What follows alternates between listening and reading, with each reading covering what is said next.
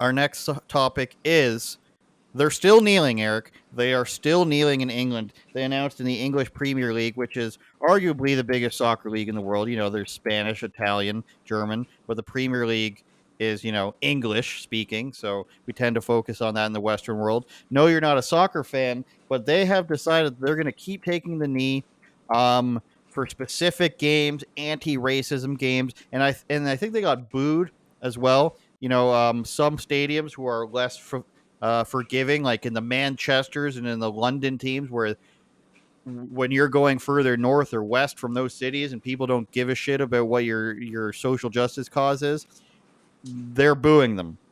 So they're saying they're taking the knee before select matches. Two will coincide with no room for racism campaigns in October and April 2024. There have been people who have said they won't kneel, but they'll also take the knee ahead of their first and last games of the season, as well as before matches played on Boxing Day for some reason, which is really just a holiday in British countries like mine where things are cheaper because it's the day after Christmas. So there have been players who don't take the knee, specifically an African guy, and then a British black guy. They say they don't take it because it doesn't do anything, it doesn't mean anything to them, and because they don't like BLM. And here's something I thought was interesting because this is from Sports Illustrated, and they've had transgender swimsuit models. The gesture has been used as an anti-racism symbol since the murder of George Floyd, and it's like you could tell through the writing.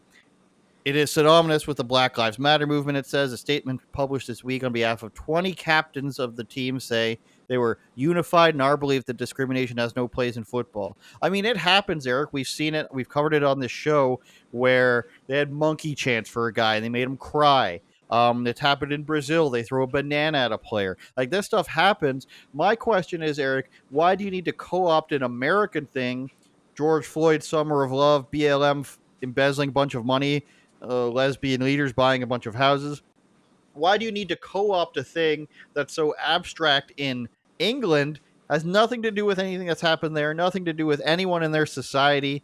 They don't have cops killing people for better or for worse in the UK, accident, not by accident. They don't even carry around guns, Eric. Why do they need to co-opt George Floyd stuff when we've seen that they actually have real, and I'm saying real in both quotes and non-quotes, racist things happen on their side of the pond? Why do they need to borrow stuff from the U.S.? Well,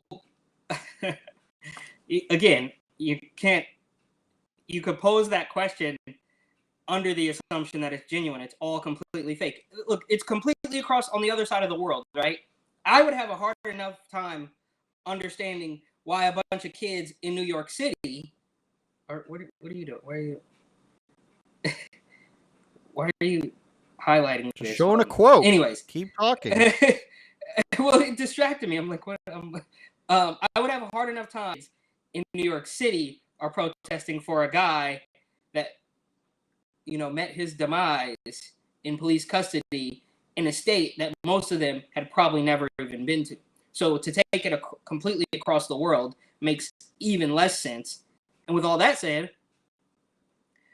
how did the kneeling even become associated with BLM? Because if I'm not mistaken, the kneeling would have been Colin Kaepernick nearly a decade ago, right? Like, it would have been Colin Kaepernick, well before George Floyd. I don't even remember what he was mad about now.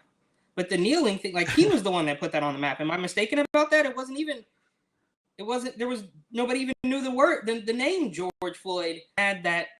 I genuinely don't even remember why he was mad. No. Don't you remember? I think the kneeling was from Kaepernick. You're right. He was kneeling because he didn't want to stand for the national anthem because oppression, police. He never actually explained it. He just said he can't stand for a flag where people in police departments treat black people this way. Never actually explained it. But that was well before George Floyd, obviously. Yes, right? People can try to pretend like he had a point. He never explained an actual point other than like vague explanations of oppression. And then I think you're taking that because you're ashamed of your country. Then you're adding the black fist is the other thing. I don't think the players are doing that. There have been some players. In my research, there were some players raising the fist, but we're combining hating America with black power, and for some reason people don't see that, and you combine that with a crooked organization that misappropriated hundreds of millions of dollars, started by women who don't want families to exist. Well, at least not the nuclear family. And you've got people in England for some reason saying this is something I want to support. I don't think they understand it per se. I think this is just, like you said, virtue signaling for the point of virtue signaling. And you've got a bunch of British soccer players being, hey, of course I'm against racism, George Floyd, and terrible things that have happened. There's no nuance and everything. It's like if you were to say that you're speaking out against some, one of the bridge killing or something, and making it an anti-terror. I don't know. Take an example of something stupid from England that they stand for and completely misunderstand it, and then make your entire billion-dollar industry make a gesture. Whether in here it'd be like sitting backwards on a chair, sitting backwards on a chair for racial equality in Northern Ireland, Eric. I don't know. It's Yeah, all yeah, stupid. yeah. So, but can we at least agree that the lack of the lack of reason from Colin Kaepernick is what allows it to now, according to this news site, be synonymous with BLM? Because for many years it was just Colin Kaepernick, but without an actual purpose for it, they can just change it. It's like, dude, it doesn't mean anything ever. It's all completely fake and phony, and it's just I do think on the plus side that more people can see through it than ever, and I would like to tie this in. I don't know if you have the link, but to that Vlad TV post that I sent you about Benny the Butcher. I don't know if you ever heard of Benny the Butcher. You listen to his music. Yeah, and the point I'm making is more and more people can see through this. So Vlad TV, who is an establishment puppet, right, posted Benny the Butcher faces backlash for voicing support for Donald Trump. And you can go, at last I checked, it was like more than 600, most of which are like, yeah, me too. Like, so where's the backlash, bro? There's no backlash. It's Vlad TV doing the bidding of the establishment in an attempt to make people still in 2023 still think that beep boop orange man bad, and to connect this all is as these players are taking a knee, and it may be Colin Kaepernick, it may be BLM or whatever it is, people can see through it. It's the media is just force feeding, bro. Like they're jamming it down your throat, and most people can see right through it. So they're kind of panicking, and they have a lot of I can't we're still building the platform, but there are millions of podcasts out there who are probably going to dwarf CNN in a matter of months, right? Like a guy like Mark Dice, even, who is rivaling CNN from, as he would say, a laptop in his kitchen, right? So people are getting hip to this, and I see it even in the small sample size of people that I talk to. Like back in Arizona is a little bit more quote unquote conservative, but that only proves the point more because somehow Katie Hobbs was popular.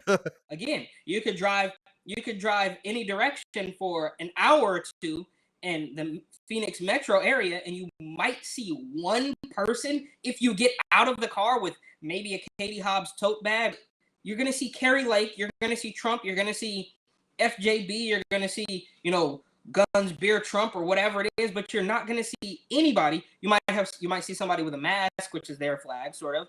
But the point is, even in that place that is easily more quote unquote conservative than the state right next to it, California, they know that Katie Hobbs won fair and square. Nothing fishy ever happened. It's true. Nothing fishy ever happens. I think you're right. The things that are purposely kept vague so they can perpetuate them forever, like climate change, is the bread and butter, and it's what they should have been doing for a long time. Al Gore should have never made any claims for things that were going to come true. And Joe Biden should have never said any jobs were coming back, or he never should have said the border was good. They should make no claims. It would help them very much. Turn it up, Jordan.